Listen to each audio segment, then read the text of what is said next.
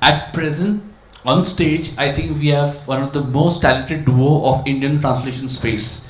So it's a privilege to be with you on stage, Arunava and Aditi. Quickly jumping into discussion, the first question I have is, there is a very interesting rise in interest on translations. I wouldn't say suddenly, but it is now coming up and largely. Why do you think this is happening? Arunava. Sorry, I didn't quite catch the question. The market for translations is opening up very fast. Right. Well, it depends on what you mean by market. I think the market for publishing translations is opened up a lot more. Okay, I'm not so sure that the market for reading and buying translated books has expanded in proportion. But if you're asking why, I think Aditi would know that. She knows the publishing business far better than I do. But all I know is that there are growing numbers of very good translators who are identifying books from their own languages, which perhaps would not normally be identified by those working in English publishing or in publishing in other languages.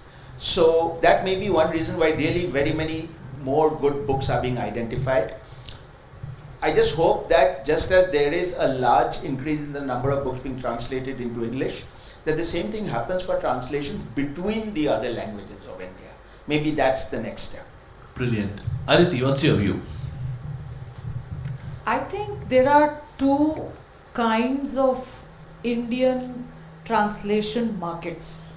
One is a very English translation market and another one is Indian languages translation market. So when you say that translation market has opened up, I believe that the reference is towards the English translation market that has opened up, because the Indian languages translation market was always very heavy duty. For example, because I belong to the Hindi public sphere, I can speak what I have received, seen from childhood, is that we've seen a lot of Russian literature, French literature, Italian literature, Chinese literature, Japanese literature, Bangla, Malayalam, Marathi, Dogri, Assamese in Hindi. I'm missing out on a lot many more languages, but the important pieces from these languages have traveled to Hindi since 50s. That's the area. Because of our publishing house's history, I understand that era with the publishing list. So it was happening all the time, all this while, and we were very hugely invested in the discourse-oriented books. There is a generation, because it's been 26 years of Lajja, for example, by Taslima Nasreen ji, and there is a whole generation now that feels Taslima Nasreen is a Hindi writer. They don't know that she was a Bangla writer, because that book has become so iconic in Hindi. We've sold over 4-5 lakh copies of that book. So, likewise Maheshwari Devi, likewise Y.D. Thongchi from the Northeast, who's written Sonam, which talks about the tribal matrilineal societies. Likewise, Setu Madhavan's translations of Malayalam neoclassics. So this list, and we just saw Vishwas Patil in the afternoon, and he's iconic in Hindi. I mean, Marathi modern writing, modern history writing is so beautiful, so inspiring, that his books like Sambaji, like Chandramukhi, have become like textbook readings for the Hindi young historians who are planning to write fictional histories of historical characters. So I think I can speak for Hindi public sphere that it's always been very welcoming of the translations, and they have contributed significantly to the bottom lines. And the list keeps growing, because the Hindi public sphere is very polemic also, it's very rhetoric. Everybody wants to know what's happening in politics, everybody wants to know what's going to happen in the center, what's happening in other state levels. Everybody wants to know what the cultural politics is like. So they are interested to read, and I think that's the biggest motivation for any publishing house, that if they're interested to read, let's do the book, at least break even and then we'll see how the book goes. So that's the basic concern, that at least the book should fend for itself, and then we go around with that. That's a brilliant summary of the market that you've given us, Aditi. Aruna, coming to you on, since you run this entire translation center at Ashoka, what do you think is the most important challenge that one should look at while translating a book from any language? Well, the challenges always remain the same, which is that you're writing a book in a new language, and the book must A, convince readers that this is the same book that was written in a different language, and B, it must also stand on its own in the language in which it is being written, so that it doesn't have to be thought of as a translation per se. As Aditi pointed out, Taslima Nasreen and many years ago Sharat Chandra Chatterjee, people didn't know that he was not a writer in Hindi here in the north and not a Malayali. His translations into Malayalam were considered homegrown. So that's the challenge, to create a work that is accepted by readers in a language as though it is their own.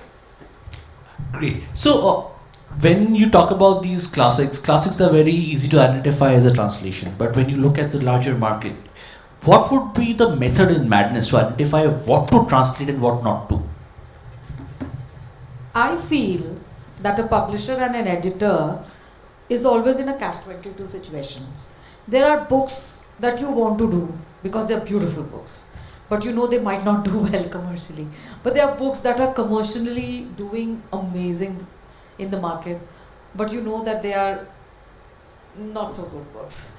So there's no bad book. It's a good book or not so good book. So yeah, politically correct. So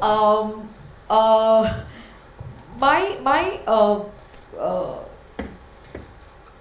litmus test, you can say, or my secret sauce is that a book that is opening up a new dimension of discussion on anything is most welcome.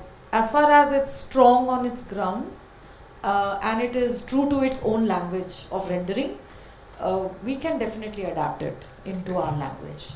And it also involves, most importantly, see, translation of the book, getting it to the printing press is just the backstage work. The real work starts when we have to educate our readers about that book, about that author's profile.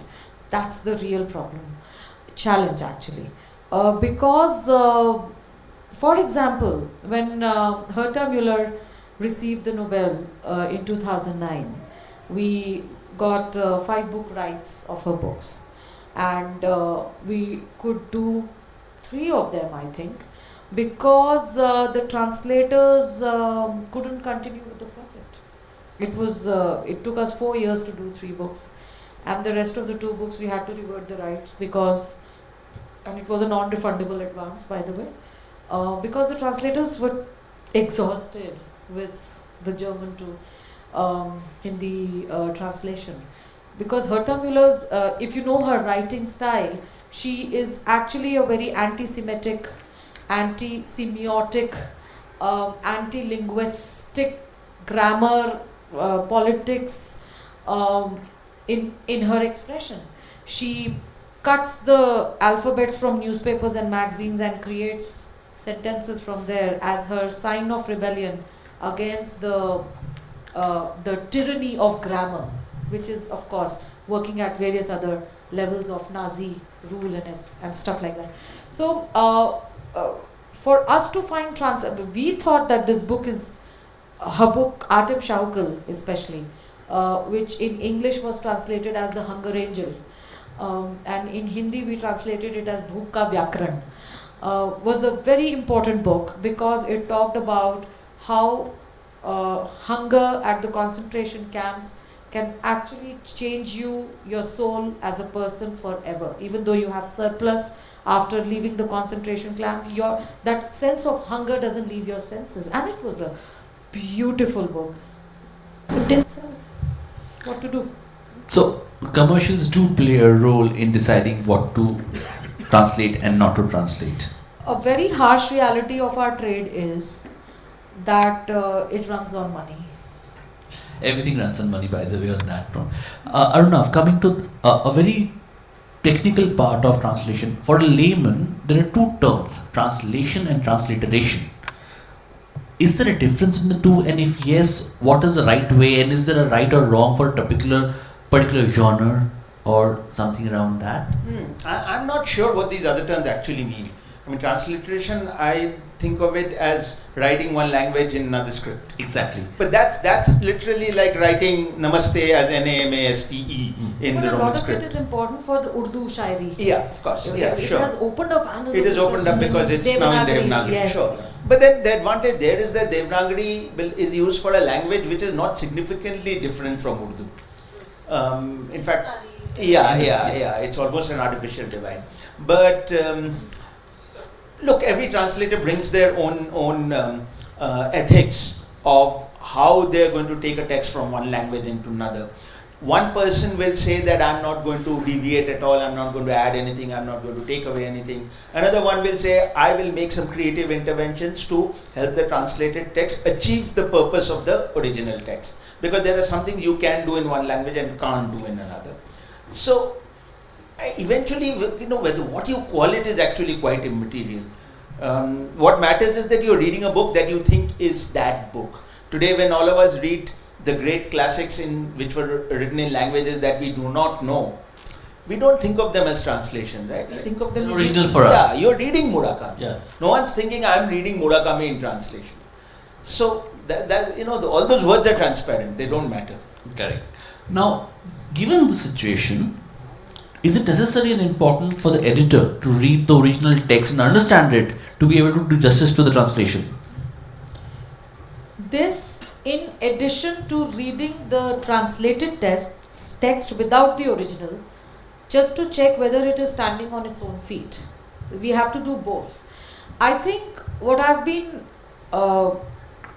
really trying hard since last 8-9 years is to get translation editors, to have an office, to have a desk called translation editor desk in the publishing ecosystem. Because translation editing is another war altogether. Because the ethos, for example, recently we are translating a book based on it's the authorized biography from the family member of a very senior politician of India, and some very grave mistakes were done in the translation, and they happened because it was a seasoned translator, but you can go terribly wrong with certain phrases, and that can really flip the. So my editor and copy editor found that Hindi very well, found that Hindi flowing very well. They didn't find any mistake with it, but it's a translation editor that caught and said it's just murdering the meaning. It can't go like this, and he was right. So I think what we need to have is the office of an translation editor.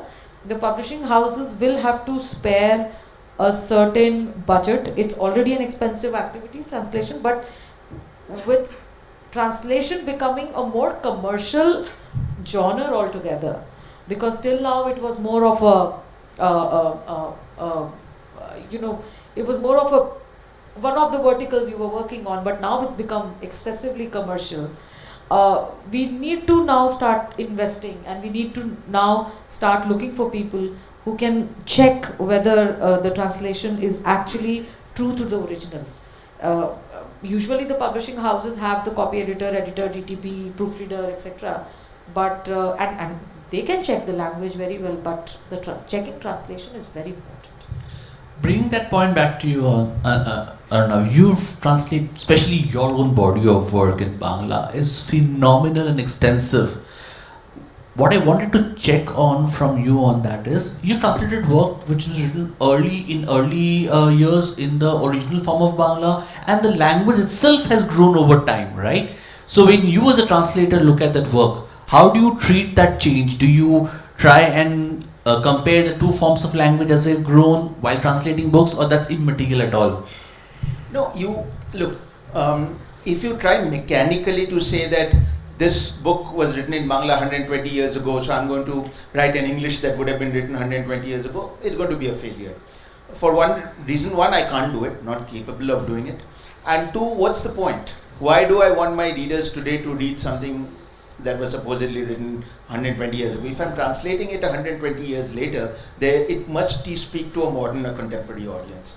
So not particularly, but the point is that if you follow the text closely, it automatically selects the language of translation. So there will be some kind of vocabulary, a kind of rhythm, a kind of voice and tone that you will perhaps not find in contemporary literature. So if you're reasonably faithful in translating it, you'll have created an idiom that somehow stands outside of the here and now.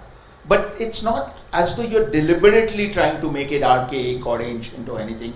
And anyway, frankly, I don't think any translator can lay claim to having that kind of knowledge where they can say, I know exactly what the language into which I'm translating was like 100 years ago, 80 years ago, 50 years ago, 20 years ago. I mean, nobody knows that, certainly. Okay. Aditi, a particular instance of this, coming back to you, is when the Western world sees India as a source of original content, which they would like to translate in their languages. What sells, what does not sell from India to the world? International translations are happening. Europe has been very conducive, China has been very conducive in taking our part of, narratives from our part of the world. But this was this stroll that I was happening to take at Frankfurt on one of these evenings, and I saw that 3 Indian authors, I think it was Pushpesh Pant, I think it was Nirmal Verma, and I think it was the third one, I'm missing the name. They were there on a shelf, but on a very obscure translation shelf at the back of the bookstore. So they were there in Frankfurt. They were translated in German, but at an obscure shelf. दोनों बातें थी. अच्छा भी बहुत लगा कि हमारे लेखक यहाँ पर हैं. लेकिन we also thought that how will anyone explore this literature if it is treated like this? But with the Booker Award now, we have the man here who was hugely instrumental in making sure that the book travels abroad to the right hands of translators and reaches a hugely global visible platform. We can give him a huge round of applause for this. He deserves it. So with the Booker happening now, I think what Daisy Rockwell has done with the original text of Gitanjali ji is amazing, and she has literally, what I feel that the Punjabiyat that was there in the heart of the author, she has literally pulled it out and put it on a piece of paper. That's what the translator did. I think the interest in Indian languages literature has hugely grown. The narrative has changed big time. We have Isha from B Books. Her books are traveling. I see some Welsh author, some English author into her list, and her books traveling abroad. So DC Books likewise. They are also doing a lot of translations to and fro. So I think things are happening, but what we need now is a national book policy. We have an exceptionally inclusive national education policy. Hats off to the government for making this draft happen, and it's amazing vision of having all sections of the society get access to education in their mother tongues, which scientifically is the right cognitive way of developing the skills. But we need a national book policy that focuses on translation, that focuses on piracy, that focuses on redressal of how the international platforms are operating in our market. They need to be regulated, and that's how I think this effort that is happening in small pockets across the country, they can be consolidated. We need a nodal body. We need a central nodal body that can help us at least know what's happening in other parts of the country. Right now, we are exchanging information based on personal friendships. I would know what is happening in Malayalam because I have friends in Malayalam publishing. They would know what's happening in Marathi because they have access to some friends in Marathi. But a central body would be responsible to catalog everything and to make sure it's dispersed to each language public sphere, each language academies at least, and we can download it from them. So a lot can be done. So now I'm constantly urging our government to focus on the national book policy, because book is the cultural product that needs a lot of attention in our country. Absolutely, High time. couldn't agree more. I have another question for your own body of work, Arunava. There are authors who are not there anymore, right? And even if you want to, you may not have a method of understanding what was the original intent in writing that book which you're translating. Do you feel morally or ethically responsible to ensure that your translation is as close as the original in terms of the voice? And if so, how do you do it without realizing what the author wanted? Well, that's obviously what translation is. It doesn't mean that we are constantly consulting living authors either. But as a translator, you're first and foremost a very close reader. You're reading with great attention. And a text has formed in your head on the basis of your reading. And that's the text that you're taking across. Now, that text obviously includes the voice that you've heard, the intention that you've read into the text, what you've managed to pull out of the text that is not explicitly given in the words, the silences, the rhythms, the music, what is implied but not said, and so on. Is all of this, what you're reading, exactly what the author intended?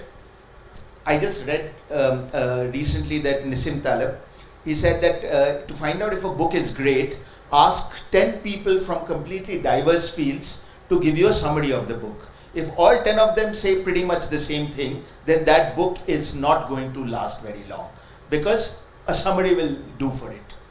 But if each of those 10 comes up with a different reading of it, then you know that book is meant for greatness. So there is no one reading, there is no one intent. Perhaps even the author cannot be tyrannical and say you must read this book only in this way and no other way. So you do your best to, your integrity is to your reading of the book. And as long as you make sure that what you've read is what you're then writing in a new language, that's your ethics.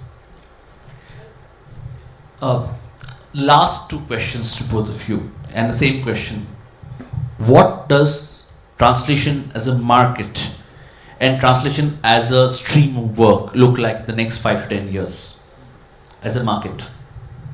Big, very big, because we are living in a very hyper-local reality right now, and the national narrative impetus is on knowing our own country. It's what I feel all of a sudden in last 4 years, 5 years, what has happened is we have started researching on our own roots quite a bit, and it's happening with this age group of 15 to 25. The youngsters are really interested in knowing the history, the mythology, the facts. Some of them are also getting swayed, but then the core narrative, and thanks to social media for it, although there is a WhatsApp university and stuff, but then there are also very well researched channels that are doing great service to the society by bringing out the facts the way they should be. The Indian mythology, the Indian value system. So this whole idea of understanding how syncretic, how beautifully together we all have been since centuries, it's time to revitalize that, and therefore this exchange between Indian languages is going to grow. Of course, I see that the world has also started noticing Indian languages market as a big market. Abhi tak it was only English, but now all of a sudden we are seeing interest in a lot of Malayalam, Marathi, Bangla, Hindi, Punjabi, Gurmukhi, Dogri, Assamese also. So I think it's going to be a fascinating feat for Indian languages in the next 5 years. Brilliant. Arunava, academically, what more needs to be done in India to be able to make this an industry which is full of resources who are trained and available for doing and supporting this growth? Well, I mean, we all just need to read more of our own literatures. If we do that, and India has had a tradition of people being biliterate. It comes naturally to Indians because you're inevitably operating in one language and often living in another. So can we use that biliteracy for people to start moving between languages with text? And text need not be books. Texts are of all kinds, right? They're letters, they're speeches, very importantly, there are all these stories that lie in people's memories, which are being lost because people are, they go away and then nobody remembers the stories. So if, for example, everybody were to start putting down the stories of their own grandparents and their parents, imagine what a treasure trove we would have. And really, I'm very wary of narratives. Where this is important and that is important. No, it doesn't matter. Let everything go out there. And then everyone will find their own piece of gold in there, right? And translation really is the language of democracy in India because we are a truly pluralistic nation. We, polyphony is our chosen language. So let that flower, that's the whole point. And in order to do this, if learning spaces make sure that people form a closer relationship with texts and works in their own languages, that alone will be so wonderful. And then, it will everything else will automatically happen. If today Malayalam has arguably the finest contemporary literature in the country, it is because it has such a rich culture of reading. If you travel across Kerala, you'll find these reading rooms everywhere. And when everyone is reading, there's bound to be great writing. So these are the things, let people read, make it easy for them to read. Right? The great writing will come automatically. Conversations will flow around what people are reading. Ideas will be exchanged based on what they're reading, and automatically that will take over the realm of thinking and thought. And everything, it'll just gather its own momentum. How wonderful. What a nice way to end or come to the question and answer round for this. So, any questions? We're opening it up for questions. Yes. Is there a volunteer with a mic? I can shout. No, you'll still not be audible.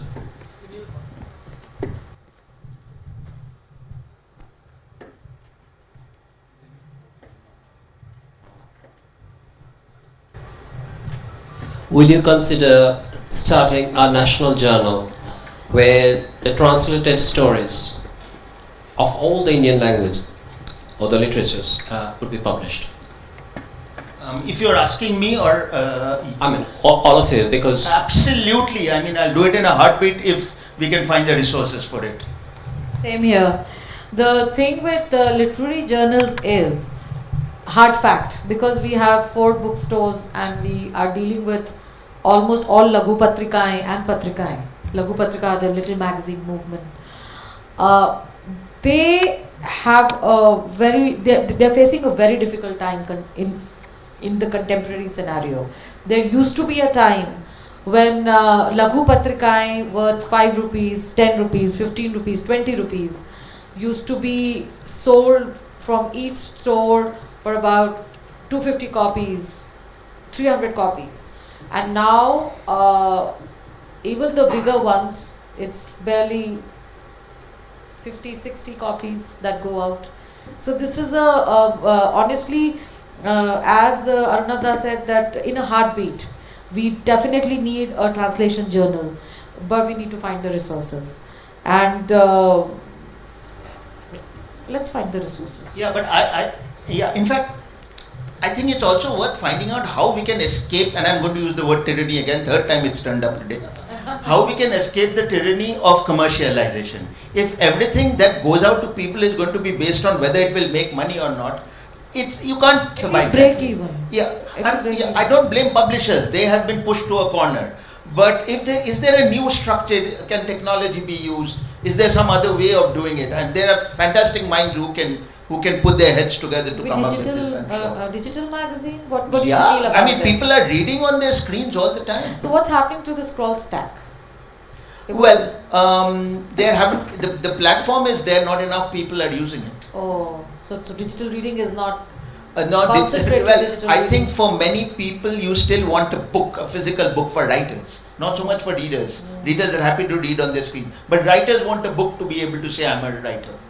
Ah, right. Not many writers will come and tell you very happily, "My books are not published on paper, but I have 100 million people reading my book." There are writers like this. They sometimes operate beneath the radar screen. For example, Wattpad is a global phenomenon. In India, you have Pratilipi. I was about to say Pratilipi. Pratilipi, and there are enormous numbers of readers there, and these are all writers who don't care for being published in print. So these movements can actually be mainstreamed even further. Sounds like a plan. Sorry, mostly online and limited print versions. That's all. Perhaps, even print. Maybe is, a Varshiki, yeah. maybe a annual edition. Yeah. Very, very good idea. Let's do it. Let's discuss this after the session. Yes, good idea. Yes, ma'am. Where is the? Do we have a?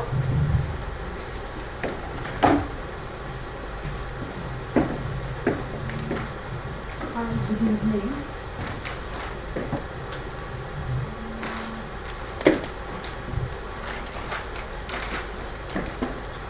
Ma'am, you're audible. Yeah, you're audible. If I'm audible.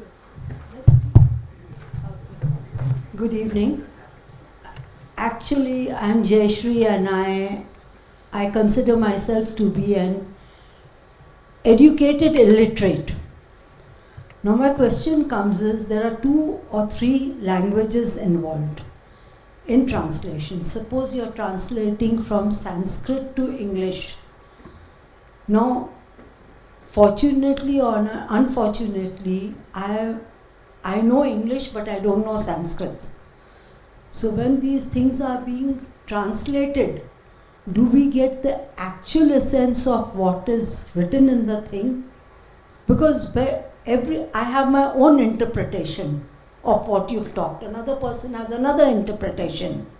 So when I'm translating something, that means I should have a good knowledge of both the languages from one to another. So I should have a good language because I'm the translator. Now as a reader, I don't know the other language, but I'm reading this because I've seen even on YouTube, and artificial intelligence is taking the world by storm. And we are moving in such a speed that today, instead of reading, even I go on to the YouTube and I see many of the Indian literature is coming on the English YouTube, or some of it like the book The Secret, which everybody refers to, and law of attraction. I'm waiting for the question. It's in Hindi, but how do we know the actual essence? And then I didn't live in Tagore's time, or I didn't live. Okay, I get it. So you feel how translations. Okay. Because here, this knowledge is to be imparted to the children now. So for me, translation is like shifting इत्र की बोतल, इत्र एक बोतल से दूसरी बोतल में ले जाना. A lot of smell will be lost in the process, but the itra will see a new bottle. So a lot is lost in translation, but a lot is also found in translation. If the translation is, for example, between Sanskrit to English, you said, the translator will have to be definitely a good Sanskrit scholar, number one. And even if he or she is a average English scholar, the editor can do the bit.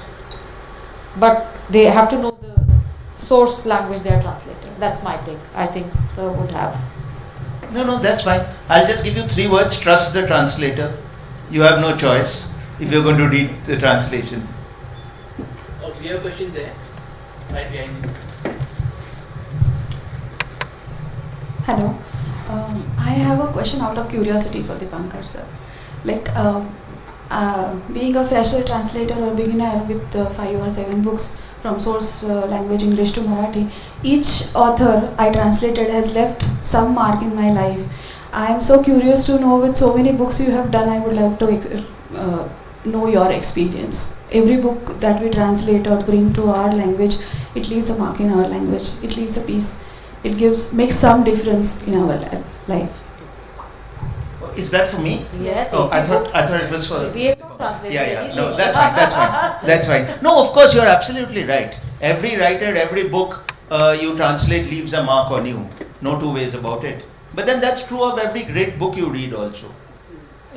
I teach book courses on reading, just reading. And I always ask my students at the end of the 3.5-month semester, how have you changed in the process of reading all those books? And each of them, they astonish themselves in detailing how the books have changed them. So absolutely, that's why we read. Let's say one by one. We have one question there. Can I yes? Right, right. Yeah. Thank you. So,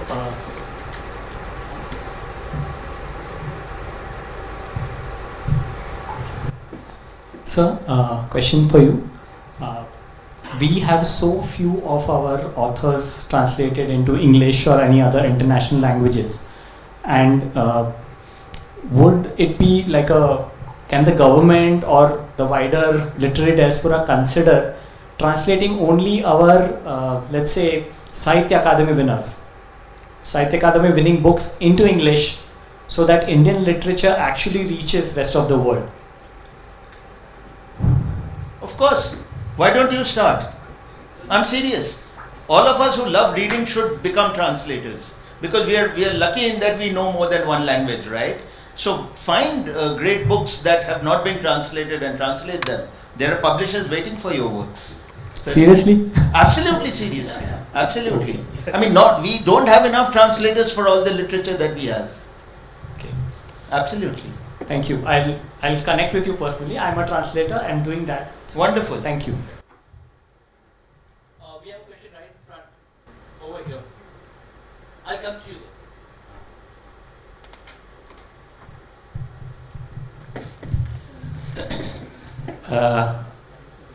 I'm very curious. I think any one of you can answer. The machine translation.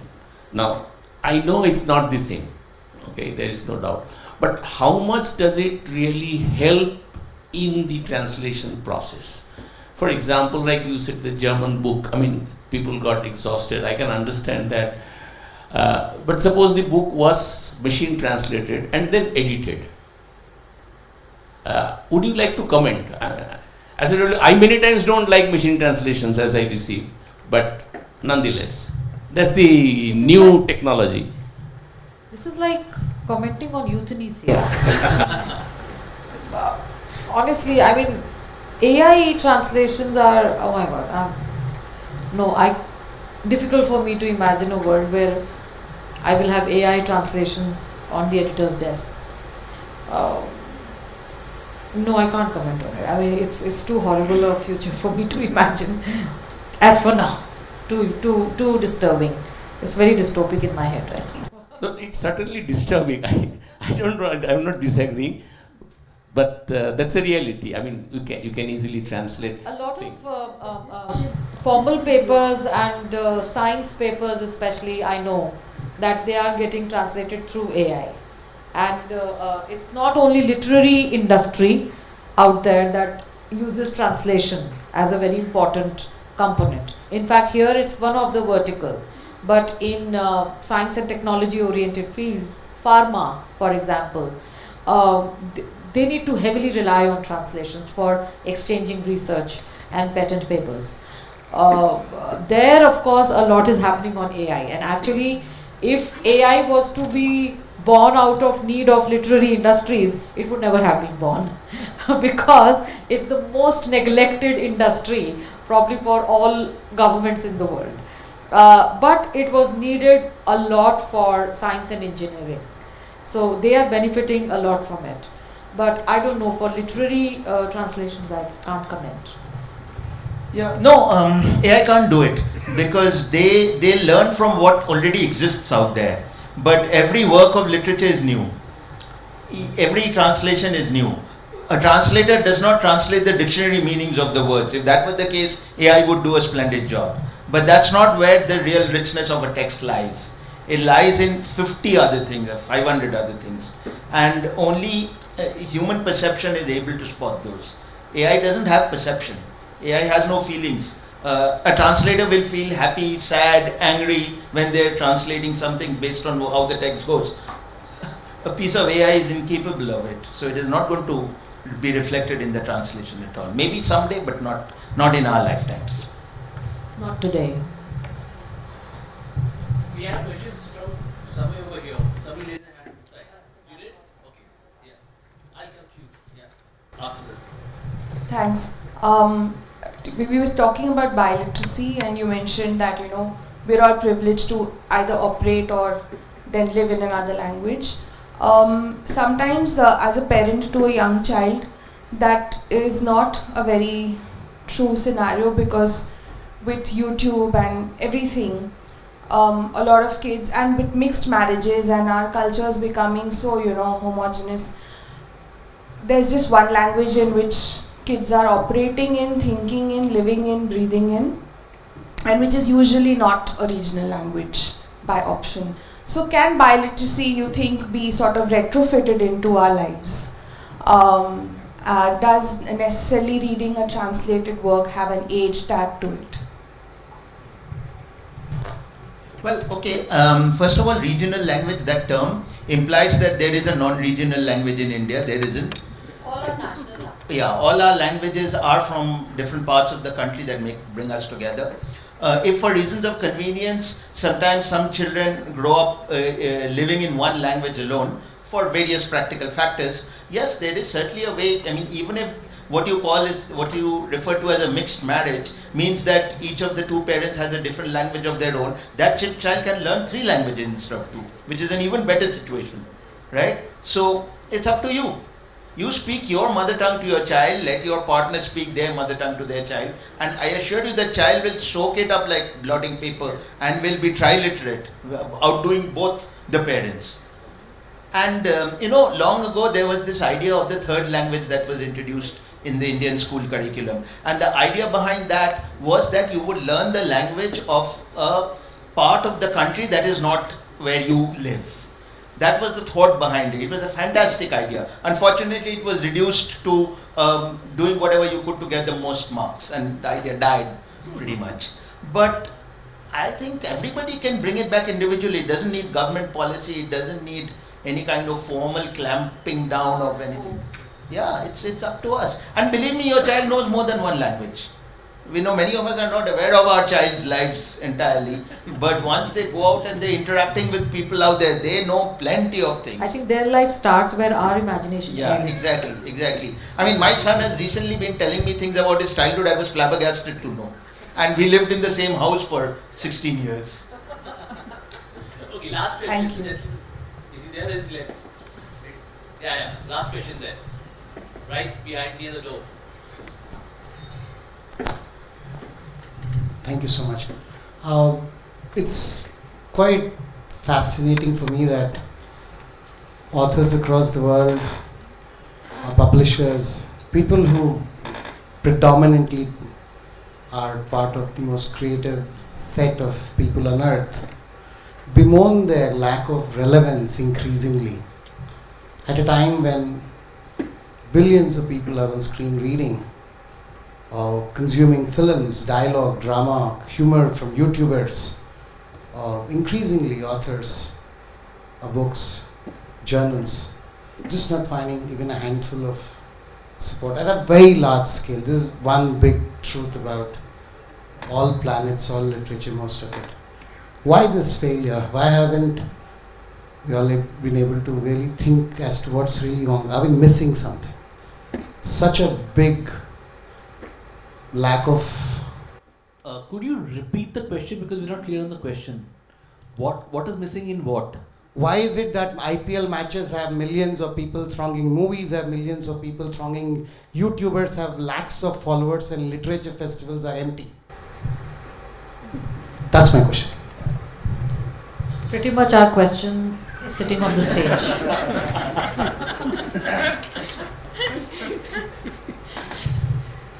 Read.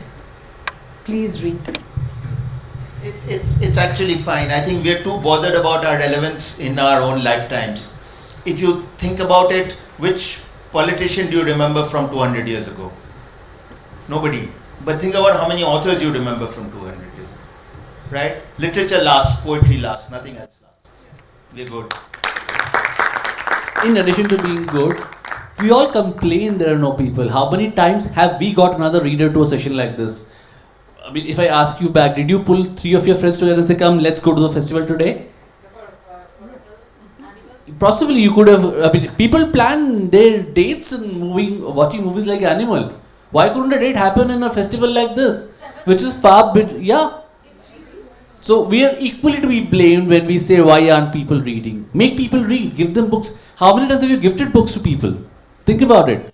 So make it your religion in life that you'll buy books from Aditi, from me, and from Arunava and gift in your lifetime to your friends and family. But the poor guy who asked the question is now bearing the brunt Not of him. the responsibility. Not him. I think all of us collectively.